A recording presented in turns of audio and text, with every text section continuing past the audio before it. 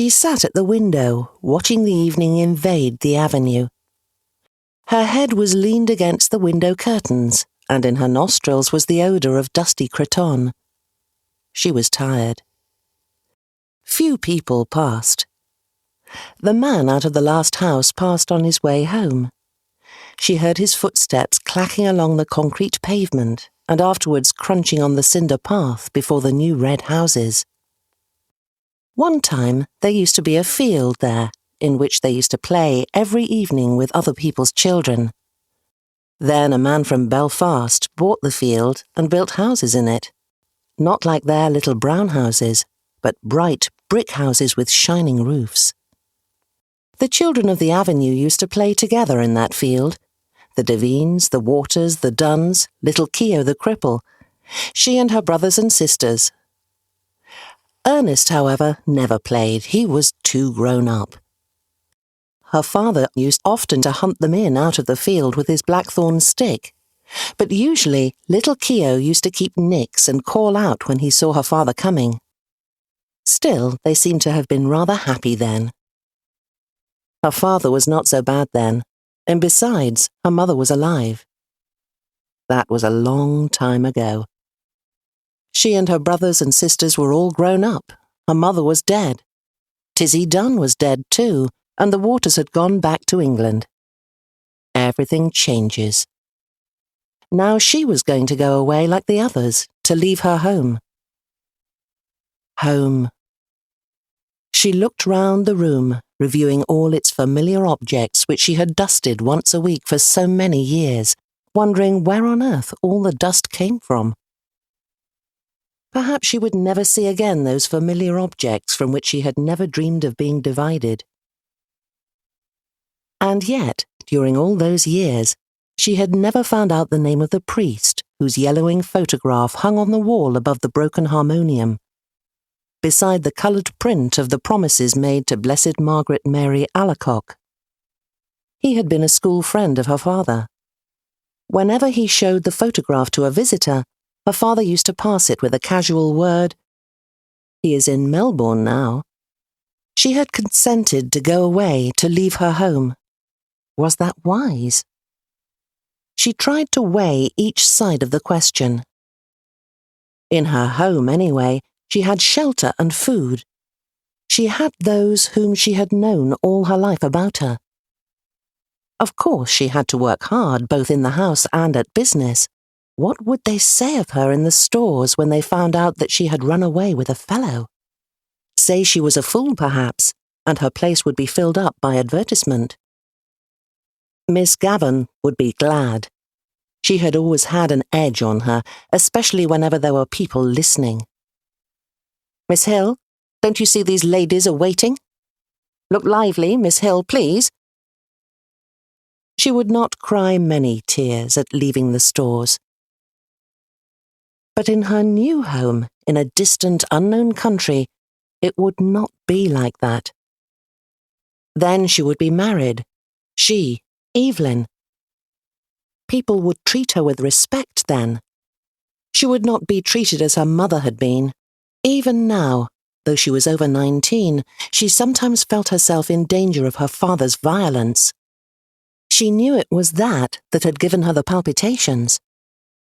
When they were growing up, he had never gone for her, like he used to go for Harry and Ernest, because she was a girl.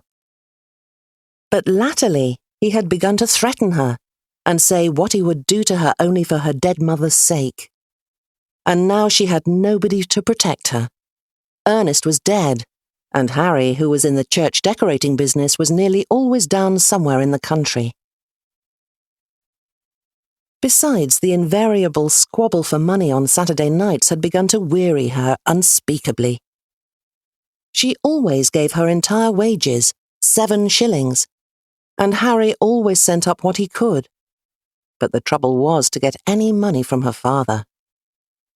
He said she used to squander the money, that she had no head, that he wasn't going to give her his hard-earned money to throw about the streets, and much more, for he was usually fairly bad on Saturday night.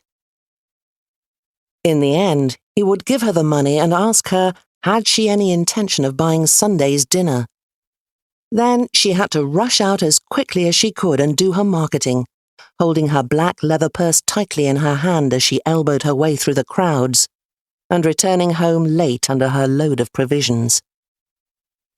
She had hard work to keep the house together, and to see that the 2 young children who had been left to her charge went to school regularly and got their meals regularly. It was hard work, a hard life. But now that she was about to leave it, she did not find it a wholly undesirable life. She was about to explore another life with Frank. Frank was very kind, manly, open-hearted. She was to go away with him by the night boat to be his wife and to live with him in Buenos Aires, where he had a home waiting for her. How well she remembered the first time she had seen him. He was lodging in a house on the main road where she used to visit. It seemed a few weeks ago. He was standing at the gate, his peaked cap pushed back on his head and his hair tumbled forward over a face of bronze. Then they had come to know each other. He used to meet her outside the stores every evening and see her home. He took her to see The Bohemian Girl, and she felt elated as she sat in an unaccustomed part of the theatre with him. He was awfully fond of music and sang a little.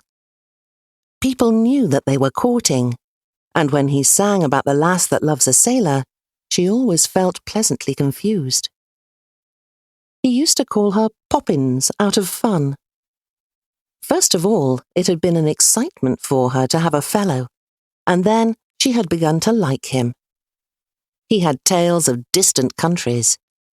He had started as a deck boy at £1 a month on a ship of the Allen Line going out to Canada. He told her the names of the ships he had been on and the names of the different services.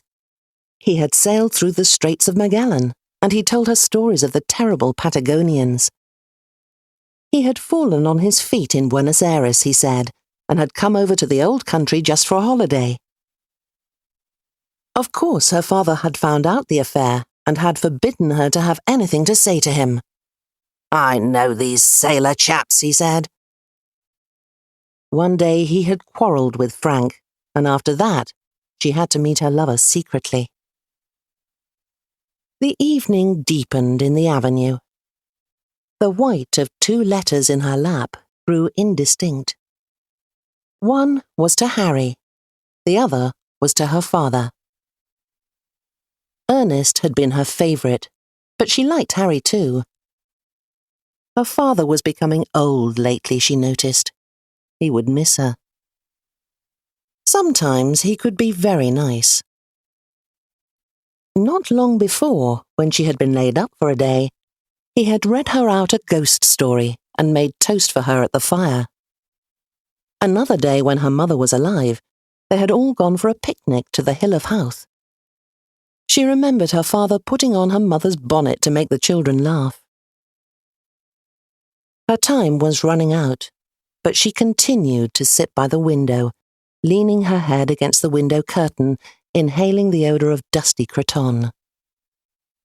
Down far in the avenue, she could hear a street organ playing. She knew the air. Strange that it should come that very night to remind her of the promise to her mother, her promise to keep the home together as long as she could. She remembered the last night of her mother's illness. She was again in the close, dark room at the other side of the hall, and outside she heard a melancholy air of Italy. The organ player had been ordered to go away and given 6pence.